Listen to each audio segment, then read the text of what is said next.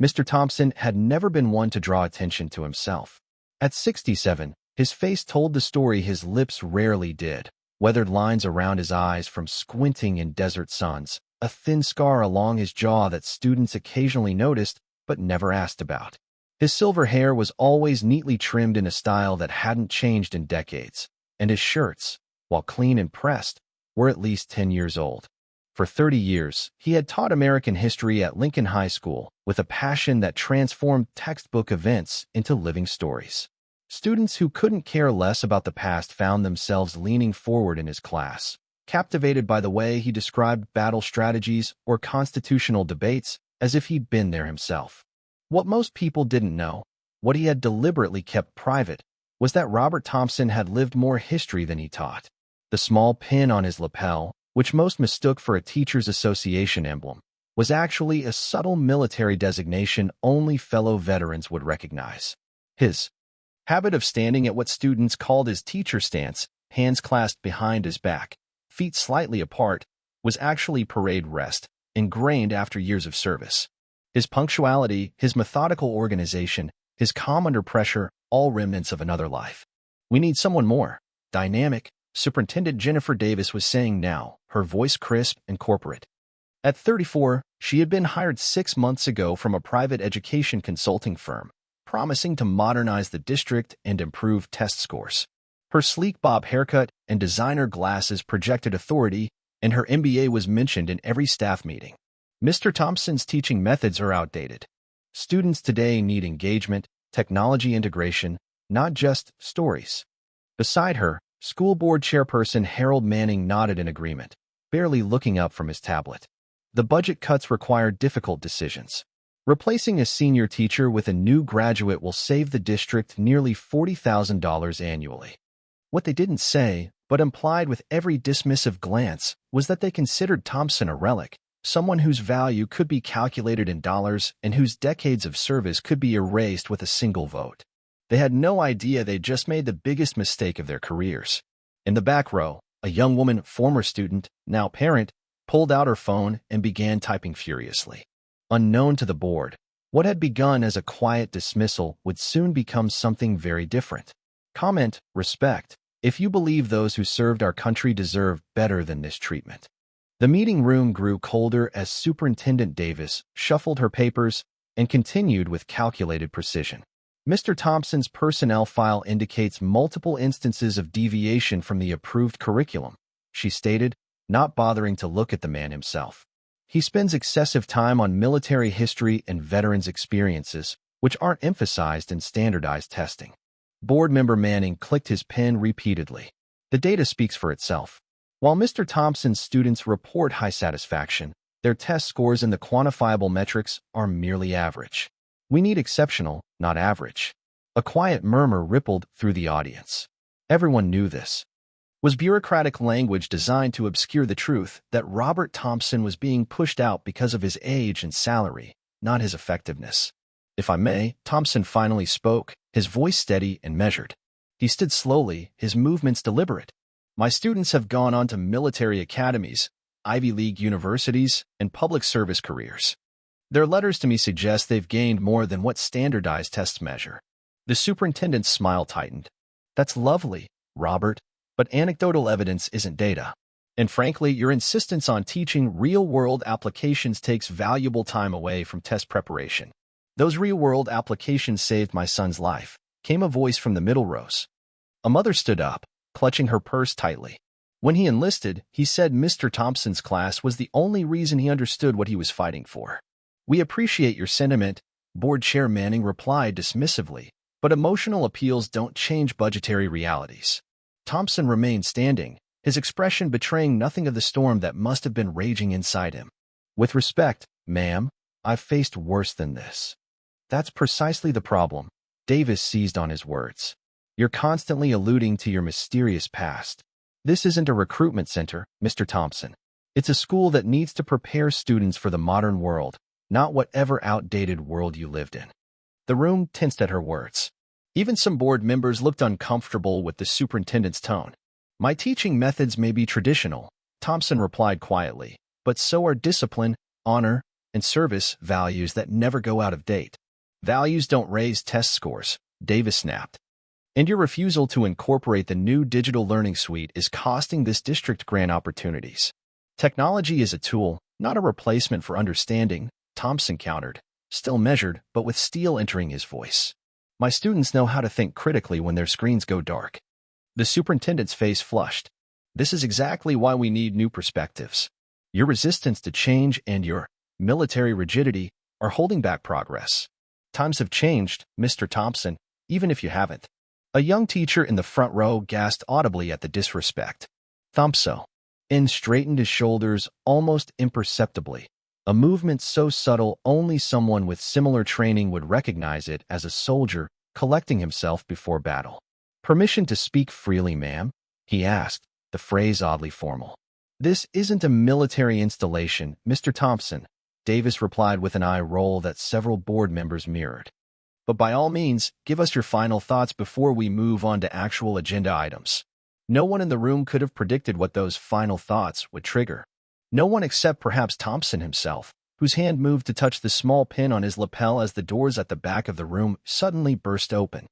The double doors at the back of the meeting room slammed open with such force that the walls seemed to shudder. Conversation died instantly as all heads turned toward the sound. For a moment, the fluorescent lights flickered, casting dramatic shadows across the faces of the uniformed figures now filling the doorway. First came two military police officers in full dress uniform, their faces impassive as they took positions on either side of the entrance. Behind them marched four aides in crisp service dress, each carrying leather portfolios stamped with insignias most civilians in the room didn't recognize, but that made Thompson's eyes widen slightly. And then, commanding attention with his mere presence, entered a tall, broad-shouldered man whose uniform glittered with medals and whose 5 stars on each shoulder left no doubt about his rank. General Marcus Williams, chairman of the Joint Chiefs of Staff, was not a man who typically attended small-town school board meetings. The click of polished shoes against linoleum created a rhythm like a military drumbeat as the general strode purposefully down the center aisle. Behind him came more uniformed personnel, legal officers from the Judge Advocate General's Corps, representatives from the Department of Defense Education Activity, and several others whose purpose wasn't immediately clear.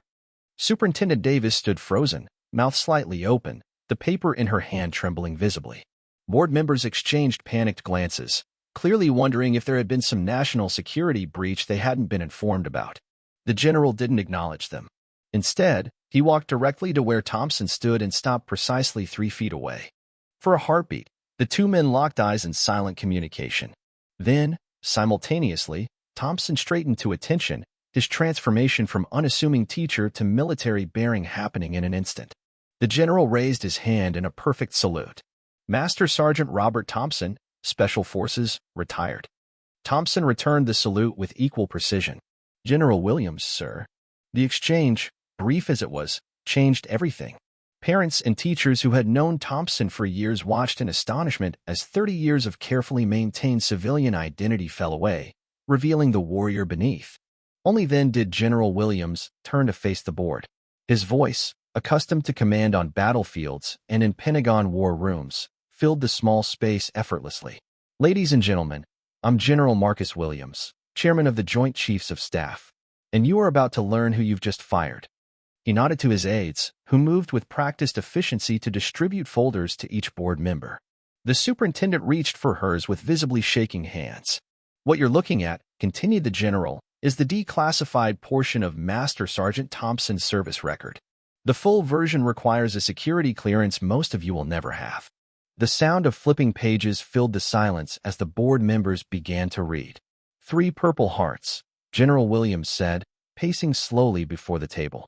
A Silver Star, a Distinguished Service Cross, and a Congressional Medal of Honor that President Reagan himself placed around his neck in a ceremony too classified to be made public at the time. He stopped directly in front of Superintendent Davis. Master Sergeant Thompson was the team leader for Operation Silent Shield in 1983. His unit extracted 14 American hostages from a situation deemed unsurvivable. When their extraction was compromised, Thompson personally engaged enemy combatants to buy time for the hostages to reach safety, sustaining injuries that left him in rehabilitation for 11 months. The general moved to stand beside Thompson. I was a young lieutenant on that day. One of those hostages was me. I watched this man, who you just dismissed for being outdated, kill 3 insurgents with a combat knife after his ammunition was depleted, while bleeding from 2 gunshot wounds. A collective gasp went through the room as the implications sank in. The board members looked physically ill as they continued reading the files before them. Thompson's career, the general continued, his voice echoing in the now silent room, spans conflicts most Americans never knew were happening. After his recovery, he volunteered for Operations Ghost Shield and Autumn Vigilance, both of which remain largely classified. What I can tell you is that his intelligence work directly prevented 3 major terrorist attacks on American soil between 1986 and 1991. The general gestured to one of his aides, who projected a series of images onto the screen where budget numbers had been displayed just minutes before. The photographs showed a younger Thompson in various theaters of operation, desert landscapes, dense jungles, mountain passes, always at the center of a team of elite soldiers. After receiving the Medal of Honor, Master Sergeant Thompson had his choice of assignments. He could have taken a comfortable position at the Pentagon or any military base in the country. Instead, he requested special assignment to the field, training the next generation of Special Forces operators. The men he trained have been responsible for some of our nation's most crucial missions over the past 30 years. Superintendent Davis attempted to speak, her voice a mere whisper. We had no idea that was by his design. The general cut her off sharply. When Master Sergeant Thompson retired from active duty, he requested that his service record remain classified. He didn't want special treatment. He wanted to serve his country in a different way by teaching its history to the next generation. The general's eyes swept the room, landing on each board member in turn. For 30 years, he has donated 60% of his military pension to a scholarship fund for students entering military service or studying international relations. 28 of his former students are currently serving as officers in all branches of our armed forces. 3 have received Silver Stars. 1 is currently serving as a military advisor to the president. A uniformed aide approached Thompson and handed him a document. Thompson glanced at it, his expression momentarily surprised before returning to its usual composure. What Mr. Thompson doesn't know, the general continued, is that his request for classification has been overruled at the highest levels. As of 0800 this morning, the president signed an executive order authorizing the public recognition of his service and the establishment of the Thompson Initiative for Veteran Educators. The door opened again, and an astonishing procession began. Men and women in various military uniforms, Army, Navy, Air Force, Marines, Coast Guard, filed into the room. They lined the walls, standing at attention, their faces solemn and respectful.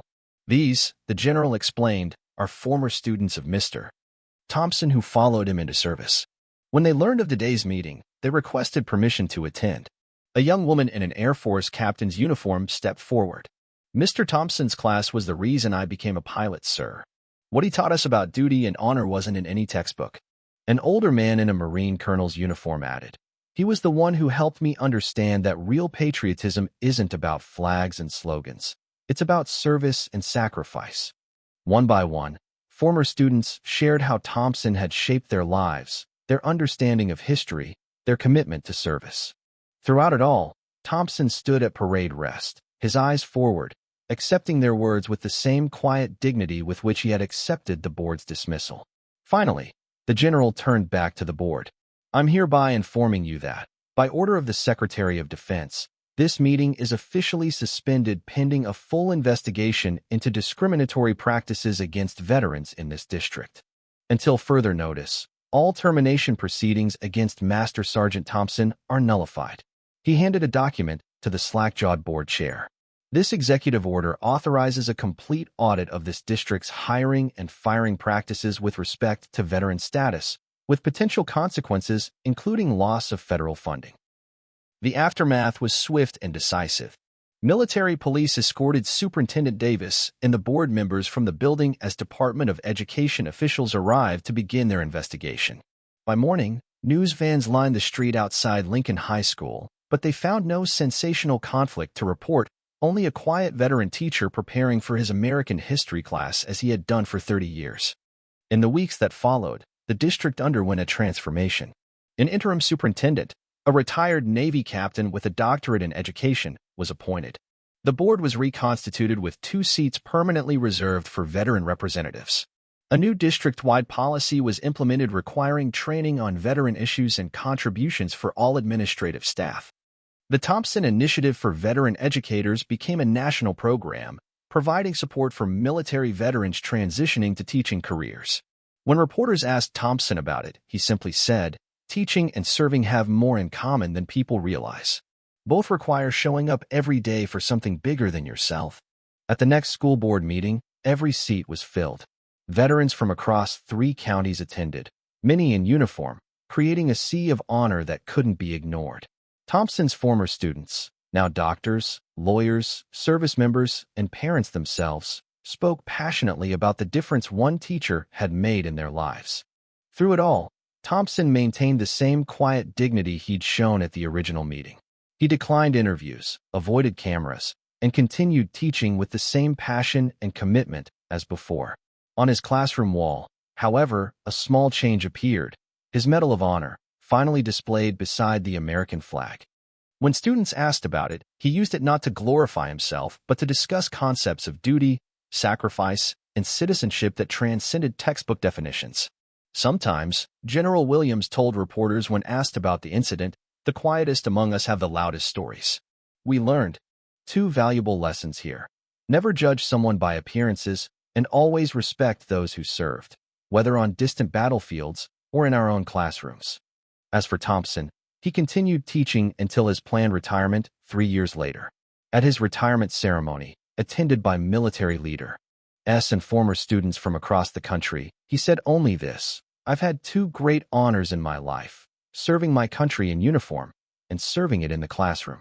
I'm not sure which was more important." The aftermath was swift and decisive.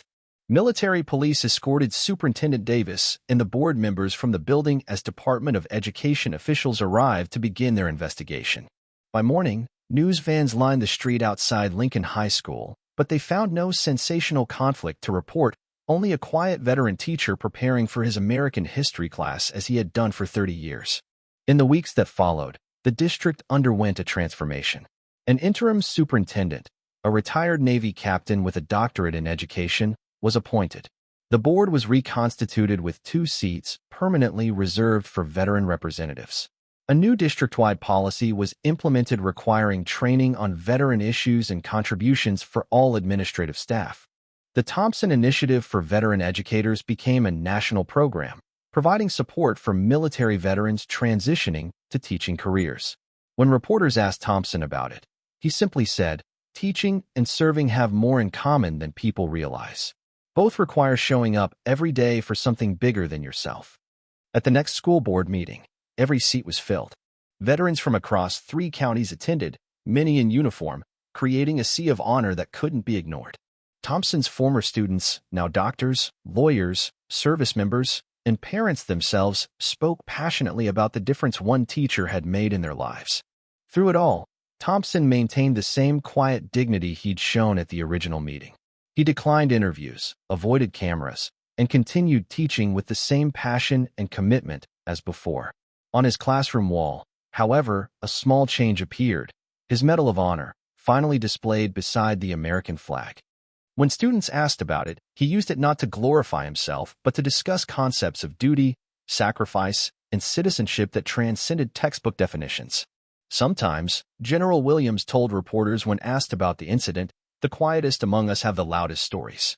We learned 2 valuable lessons here. Never judge someone by appearances, and always respect those who serve, whether on distant battlefields or in our own classrooms. As for Thompson, he continued teaching until his planned retirement 3 years later. At his retirement ceremony, attended by military leaders and former students from across the country, he said only this: "I've had 2 great honors in my life, serving my country in uniform and serving it in the classroom. I'm not sure which was more important."